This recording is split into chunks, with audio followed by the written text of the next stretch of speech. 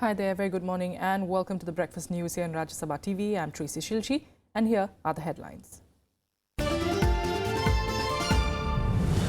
Opposition parties call for nationwide protests as part of the Jan Akrosh Divas against demonetization. Left calls a 12-hour Bandh in Bengal, Tripura and Kerala. Congress, TMC to hold protest marches across the country while the JDU and BJD are not participating in it.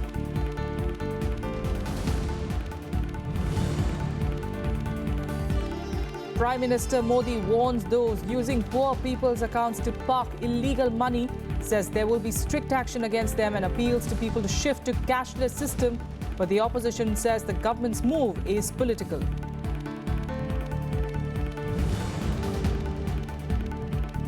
RBI governor speaks for the first time since the banning of the old notes, says it's a once-in-a-lifetime move and needs mammoth logistics, assures printing of new notes speeded up.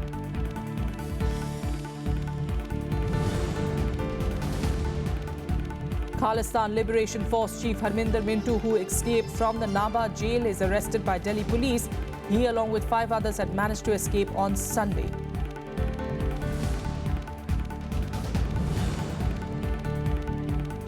And heartbreak for India, PV Sindhu and Sameer Verma lose their respective singles matches at the Hong Kong Open Super Series tournament. Just an hour to go for Parliament to resume for this week, and the opposition parties are observing protests across the country against demonetization. They're observing the day as Jan Akrosh Divas, but they stand divided. While the Congress is just holding nationwide protests, not a countrywide bandh, left parties, including the CPIM and the CPI, have called a 12-hour bandh in West Bengal, Tripura and Kerala. Then again, the TMC, the Trinamool Congress, saying that it won't be part of that bandh, but will be holding protests. The JDU is not participating in the protest by the opposition today, as Bihar Chief Minister Nitish Kumar has welcomed the centre's move. The BJD in Odisha as well not joining in the protest, as Chief Minister Naveen Patnaik has hailed the centre's move. The Aam Aadmi Party will be protesting in Delhi. Arvind Kejriwal had joined Mamata Banerjee during her recent protests in Delhi. Of course, the Prime Minister Modi attacked the opposition over its call for the strike against the issue.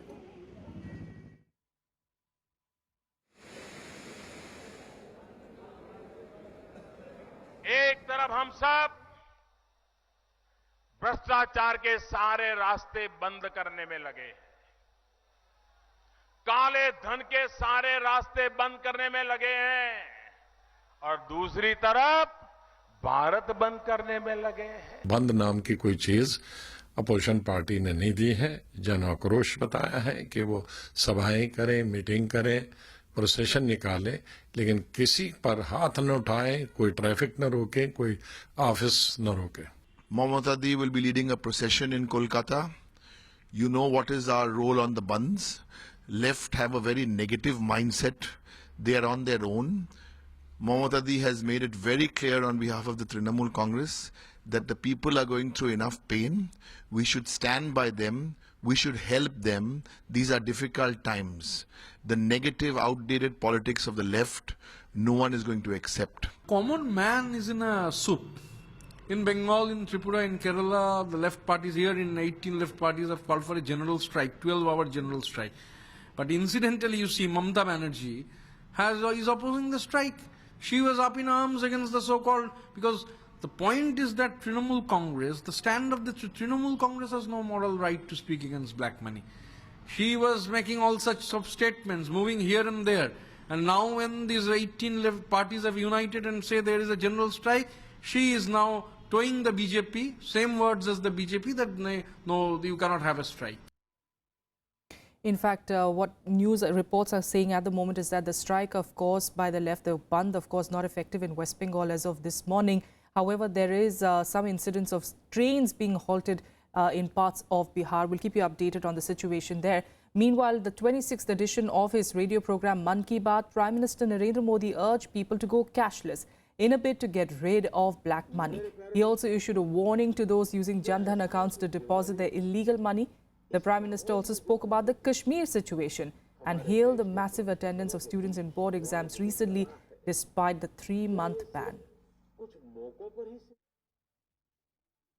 मैं आपको निमंत्रण देता हूं कि cashless society बनाने में आप बहुत बड़ा योगदान दे सकते हैं। आप अपने व्यापार को बढ़ाने में, मोबाइल फोन पर पूरा बैंकिंग व्यवस्था खड़ी कर सकते हैं और आज नोटों के सिवाय अनेक रास्ते हैं जिससे हम कारोबार चला सकते हैं। टेक्नोलॉजिकल रास्ते हैं, सेफ है, सिक्योर है और त्वरित है। मैं चाहूंगा कि आप सिर्फ इस अभियान को सफल करने के लिए मदद करें, इतना नहीं, आप बदलाव का भी नेतृत्व करें और मुझे विश्वास है आप बदलाव का नेतृत्व कर सकते हैं। Well, a meeting of opposition parties is underway currently in Parliament, and they, of course, continue to attack the government on demonetization. Also, the opposition Congress terming Narendra Modi's speech there as calling it the move as political. Congress leader Jairam Ramesh also targeted the Reserve Bank of India, saying that the central bank did not give correct advice to the government on the issue. Other opposition leaders, including BSP chief Mayawati and Sitaram Yechuri, said that the move will not bring an end to black money. From November 9th onwards, Bharat तो बंद हो चुका है। नरेंद्र मोदी जी ने भारत को बंद करवाया है 9 तारीख से, तो हमें भारत बंद की घोषणा करने कोई जरूरत नहीं है। पूरे देश की जनता प्रधानमंत्री श्री नरेंद्र मोदी से पैसा निकालने व डालने की नई तकनीक को जानना व समझना नहीं चाहती है, बल्कि वे जल्दी से जल्दी इनके नोटबंदी के बिना तैयारी के लिए गए इनके फैसले से उत्पन्न हुई समस्याओं का सही से निदान होते हुए देखना चाहती है। None of the 4 objectives that the Prime Minister has set out to achieve will be achieved by this move. That is, tackling black money, tackling counterfeit currency circulation, tackling corruption, and tackling terrorist funding. First he was saying that whoever is opposed to this scheme is anti-national or corrupt. Now he's suggesting that anyone opposed to his scheme is against technology or is against growth. No, it has to be inclusive growth. He has killed the economy. But of course, the BJP has openly thanked Nitish Kumar for his support for the centre's demonetization move. BJP President Amit Shah voiced his appreciation for the Bihar Chief Minister at a rally in Bengaluru. मुख्यमंत्री श्रीमान नीतीश कुमार का विशेष अभिनंदन करना चाहता हूं, क्योंकि उन्होंने मोदी जी की काले धन के खिलाफ जो लड़ाई है उसका समर्थन किया है। मैं इस सार्वजनिक मंच से श्री नीतीश कुमार का हृदय से अभिनंदन करता हूं कि काले धन की लड़ाई में इन्होंने मोदी जी का साथ दिया है। And RBI Governor Urjit Patel has spoken for the first time since the demonetization announcement. Facing criticism for staying silent for so long, Urjit Patel said that the step is a once-in-a-lifetime event and it requires mammoth logistics. Patel said that the RBI is taking all necessary actions to ease the pain of honest citizens who have been hurt by the move. He said the situation is being monitored on a daily basis and interaction with banks is happening every day. He informed that printing presses have started to rebalance production of new notes towards 100 and 500 rupee bills. About 40 to 50,000 people have been deployed to refit ATMs across the country. He also said that the situation is easing now with queues outside banks and ATMs shrinking, and also pitched for the use of cash substitutes like debit cards and digital wallets. Of course, remember the Congress had targeted Patel for staying silent and saying either he is guilty of misleading the nation about the RBI's preparedness on demonetization or has sacrificed the autonomy of the RBI. Congress leader Jairam Ramesh has sought Patel's resignation, but Finance Minister Arun Jaitley came to Patel's defense, saying that the attack by Jairam Ramesh is unfair and that politicians must refrain from attacking those who cannot defend themselves in the same tone. We'll keep an update on the situation, of course, on Jan Akrosh Divas and the politics that follows on that. Meanwhile, in other news, a moderate intensity earthquake measuring 5.6 on the Richter scale shook Nepal in the early hours today. According to the National Center for Seismology, the quake occurred at 5:05 a.m. at a depth of 10 kilometers. The epicenter was located at Solukhumbu district near the Everest region, around 150 kilometers east of Kathmandu. This was the 475th aftershock of magnitude 4 and above since the devastating April 2015 earthquake in the quake-prone Himalayan country. There was no immediate report of any damage or casualty. The earthquake was also felt in Kathmandu and other parts of central and eastern Nepal. Back home, political delegations from both Haryana and Punjab will meet President Pranab Mukherjee at Rashtrapati Bhavan today and urge his intervention into the ongoing Satluj-Yamuna link canal project dispute. Leaders from both the states are slated to meet the president at Rashtrapati Bhavan in the evening, while an all-party delegation from Haryana will be led by Chief Minister Manohar Lal Khattar. Punjab's Chief Minister Prakash Singh Badal will be leading the delegation comprising his ministers and MPs of alliance partners from the state. The move by leaders from both the states follows the recent verdict of the Supreme Court, which said that the Punjab Termination of Water Agreements Act 2004 was in violation of constitutional provisions.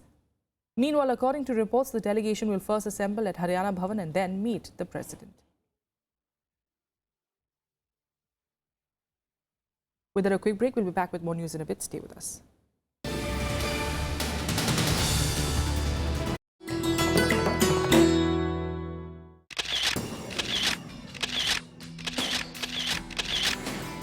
The splendid, grand and massive neo-Buddhist copper dome of the Rashtrapati Bhavan. It gets its influence from stupa at Sanchi. The dome is more than twice the height of the rest of the building. The reinforced concrete shell of the outer dome began to be formed during the beginning of 1929. The last stone of the dome was laid on April 6, 1929.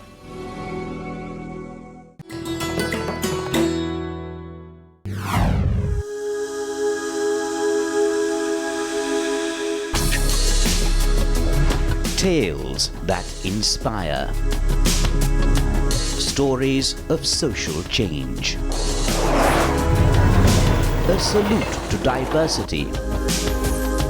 Promoting public discourse. Events that motivate. Inspiring the innovative spirit. Watch Rajya Sabha television documentaries.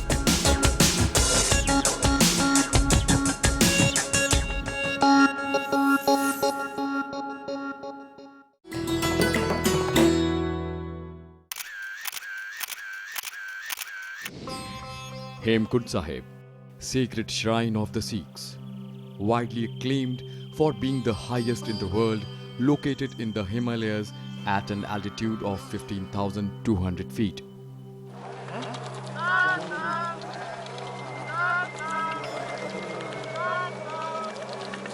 The Gurudwara is designed with an image of an upside-down lotus flower.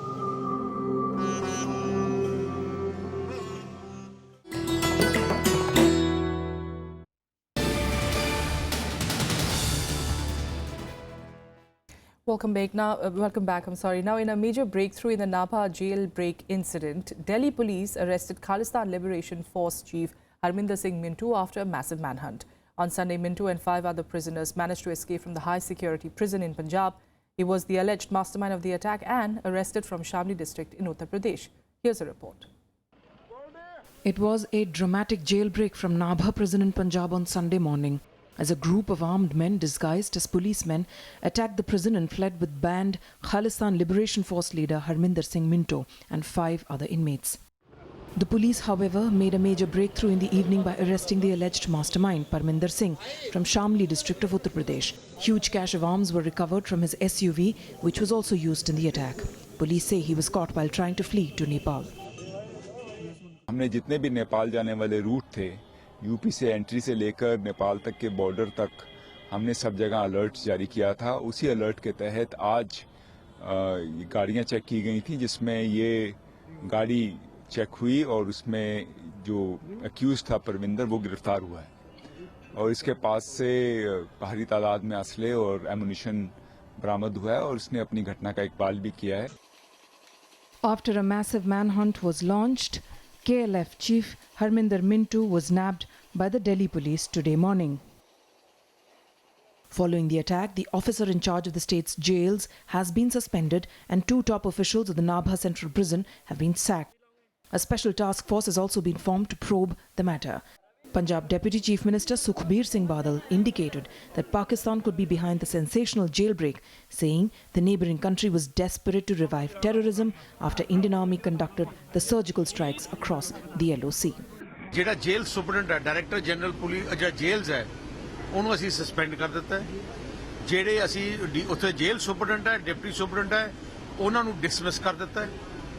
ਅਸੀਂ ADGP ਦੇ ਥੱਲੇ team investigation ਸ਼ੁਰੂ ਕਰਾ ਦਿੱਤੀ ਹੈ। ਜਿਹੜੀ investigation ਸਾਨੂੰ 3 ਦਿਨਾਂ 'ਚ ਦੱਸਣਗੇ ਲੈਪਸਿਸ ਕਿਹਨੇ ਕੀਤੇ, ਕਿਵੇਂ ਕਨਸਪੀਰੇਸੀ ਥਿਊਰੀ ਜਿਹੜੀ ਨਿਕਲ ਰਹੀ ਹੈ ਉਹਨੂੰ ਐਗਜ਼ਾਮਿਨ ਕਰਕੇ ਸਾਨੂੰ ਦੱਸਣਗੇ। Special task force under the intelligence has been set up to track down these criminals. आज एक आतंकवादी दिल्ली से पकड़ा गया है, हैप्पी, वो भी दिल्ली से पकड़ा गया है, एक यूपी से पकड़ा गया है। तो ये बहुत ही खतरनाक खेल है आतंकवादियों का, जिनके पीछे ISI की साजिश नजर आती है। The Home Ministry has sought a report of the incident and has assured assistance to the state government. जानकारी प्राप्त हुई है उसके संबंध में और मैंने गृह सचिव को कहा है कि तत्काल जो है पंजाब सरकार से एक रिपोर्ट तुरंत प्राप्त कर लें और पंजाब सरकार को और भी इस प्रकार की सहयोग की आवश्यकता हो वो हम सहयोग करने के लिए भी तैयार रहेंगे। The opposition, however, tried to corner the government, with Punjab Congress chief Amrinder Singh accusing the ruling government of complicity, saying it triggered fears of revival of terrorism in the state ahead of the assembly polls. The Aam Aadmi Party, meanwhile, demanded that the Deputy Chief Minister must step down. Terrorist Harminder Singh Minto has been accused in more than 10 terror-related cases, including the attack on Dera Sacha Sauda chief Gurmeet Ram Rahim. He was arrested from Delhi's IGI airport in November 2014. His escape is likely to revive the talks of revival of the Khalistan movement, which was prominent in the 1980s when separatists fought against the government demanding a separate state. Bureau Report, Rajya Sabha TV.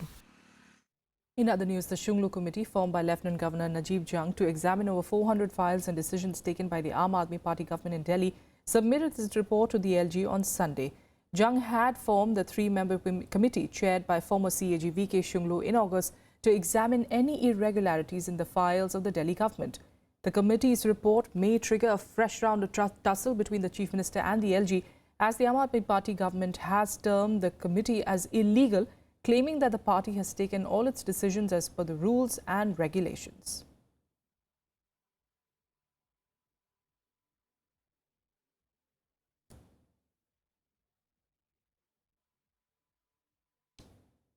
And here's a look at what else is making news across the country today and nationwide. Navy Chief Admiral Sunil Lamba is in Sri Lanka on a 5-day bilateral visit aimed at consolidating and enhancing bilateral maritime security relations. During his visit, he will hold bilateral discussions with President Maithripala Sirisena, Prime Minister Ranil Wickremesinghe and senior dignitaries, including the Chief of Defence Staff and the 3 service chiefs. He will also attend the Galle Dialogue, which is being held at Colombo. Around 70% polling was reported in elections to 147 municipal councils and 70 Nagar Panchayats, which were held on Sunday in the backdrop of demonetization of higher value currency notes. In fact, counting has begun for these polls, which are being viewed as mini assembly elections and also a test for the Devendra Fadnavis's government. This is for the first time that presidents of municipal councils will be elected directly by the people.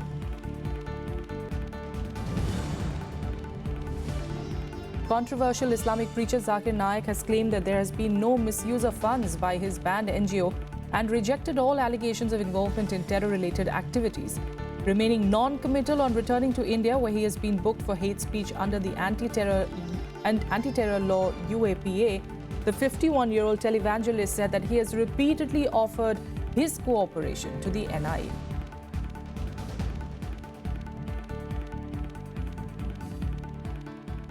The 47th International Film Festival of India, which began on the 20th of November, will conclude today. Minister of Information and Broadcasting M. Venkaiah Naidu, Minister of State for INB Rajyavardhan Rathore, Goa Chief Minister Lakshmikant Parsekar are expected to be among the guests for the closing ceremony. National Award-winning director S.S. Rajamouli will be the chief guest. IFFI screened around 300 films from nearly 90 countries this year. In all, 15 films from across the globe, including 2 Indian movies from Indian Panorama, competed in the international competition segment. The festival opened with a masterpiece of veteran Polish writer and director late Andrzej Wajda, After Image, while the last film to be screened today will be the South Korean official entry for the Academy Awards, The Age of Shadows, directed by Kim Ji-won. Another quick break here. Up next, we're getting you international news.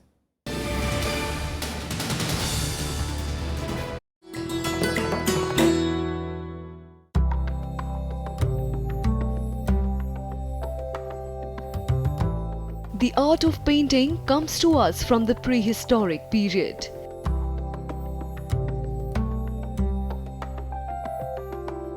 Paintings are also a valuable source of information about their age.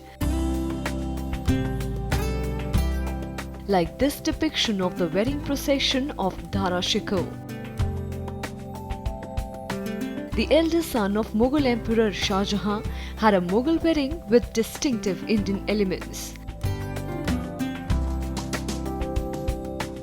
Like the veil he wears to the pomp and show of the Bharat in Hindu weddings.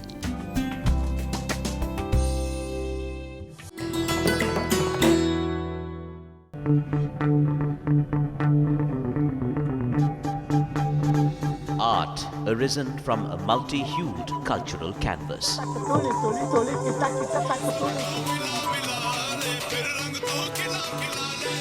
Tradition and cultural fervour dating back centuries.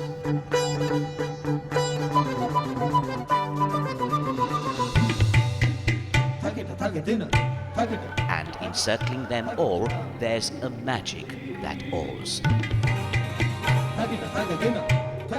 Embrace your nation's brilliant human warmth.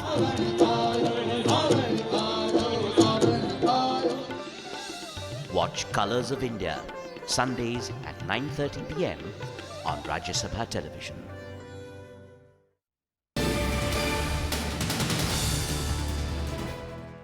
Welcome back. International news now. Former French Prime Minister and Republican candidate François Fillon has won his party's presidential primary. He won Sunday's runoff with nearly 67% of the votes, defeating nearest rival Alain Juppé, who managed 33% of the votes. Fillon is likely to face socialist candidate and right-wing National Front leader Marine Le Pen in the presidential elections next April. Je veux le remercier pour la campagne qu'il a conduite. Je veux le remercier pour ce qu'il est, c'est-à-dire un homme d'État. Je veux le remercier pour les mots qu'il a eus à mon endroit ce soir.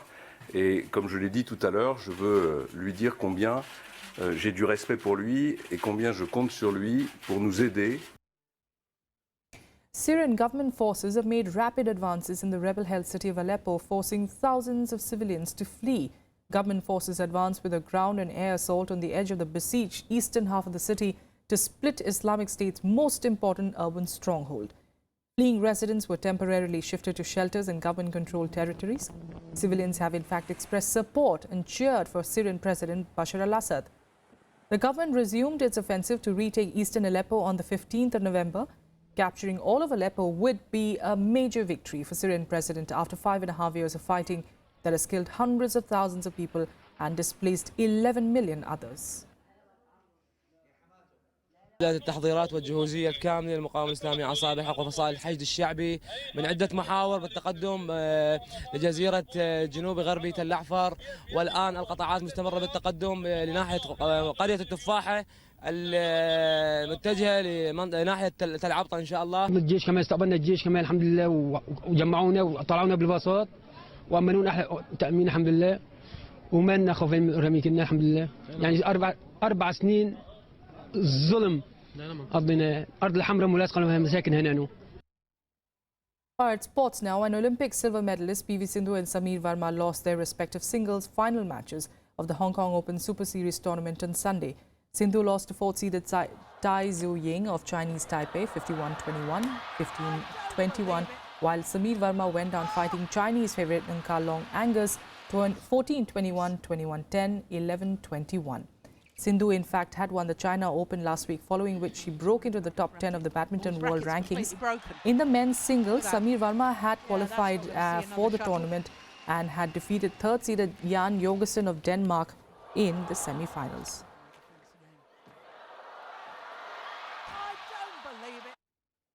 All right, on to cricket now. In India have taken the lead after resuming their first innings at the overnight score of 271 for 6 against England on the third day of the third test in Mohali.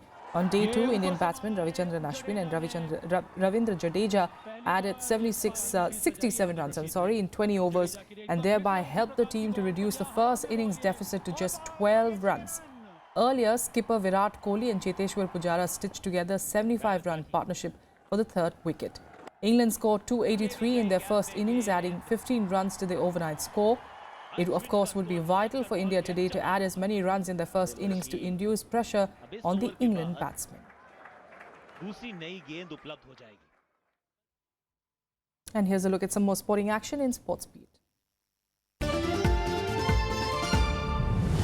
India defeated Malaysia 4-1 in the bronze medal playoff match of the Four Nations Invitational Tournament on Sunday. India dominated the game from start to finish as goals from Akashdeep Singh, via Raghunath, Talvinder Singh and Rupinder Singh helped India earn a much-deserved victory.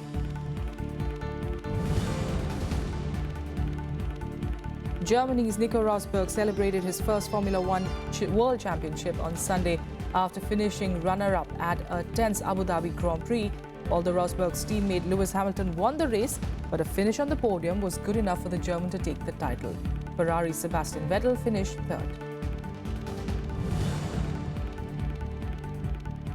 Argentina took their first Davis Cup title after Juan Martín del Potro and Federico Del Bonis won reverse singles to complete a spectacular comeback in a 3-2 victory over host Croatia in the final.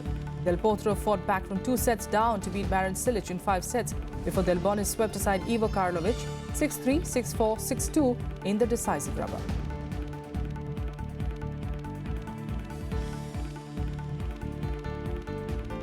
That's it on the Breakfast News. Thanks for joining us.